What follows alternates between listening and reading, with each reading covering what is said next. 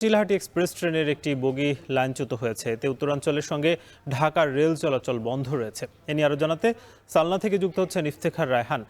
ইফতেখার, জানাবেন যে কখন এই ঘটনা ঘটে এবং উদ্ধার কাজ শুরু হয়েছে কিনা, সবশেষ পরিস্থিতি কি?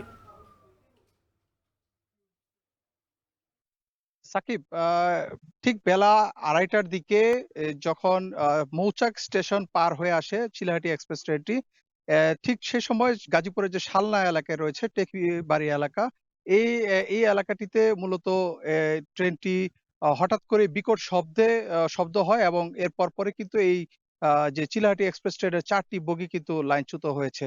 এবং এই ঘটনার পরপর যেহেতু এটি ঢাকার সঙ্গে উত্তরবঙ্গের ট্রেন চলাচলের একমাত্র পথ। যে কারণে এটি একটি মাত্র সড়ক রয়েছে, রেলপথ রয়েছে। যে কারণে কিন্তু ঢাকার সঙ্গে উত্তরবঙ্গের ট্রেন চলাচল পুরোপুরি বন্ধ রয়েছে এবং যেই ট্রেনটি দুর্ঘটনা কবলিত হয়েছে সেই ট্রেনের যে ৪ টি বগির রেখে বাকি যে বগিগুলো রয়েছে সেই বগিগুলোতে করে কিন্তু যে যাত্রীরা রয়েছে তারা কিন্তু চলে গেছেন। এবং কয়েকজন যাত্রীদেরকে দেখেছি আমরা যারা নিজেদের নিজ পায়ে হেঁটে কিংবা বিকল্প কোনো যানবাহনে করে কিন্তু তারা নিজ গন্তব্যে যাচ্ছেন।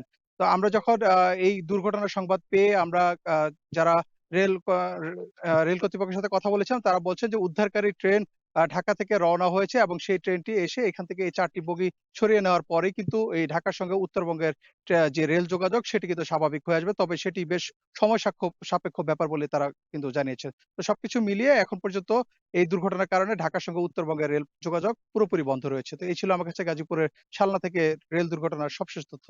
সাকিব। চিলাহাটি এক্সপ্রেস ট্রেনের একটি বগি লাইনচ্যুত হয়েছে গাজীপুরে, সে খবর জানাচ্ছিলেন ইফতেখার রায়হান। এখন বিকেলে নিব ছোট একটা বিরতি।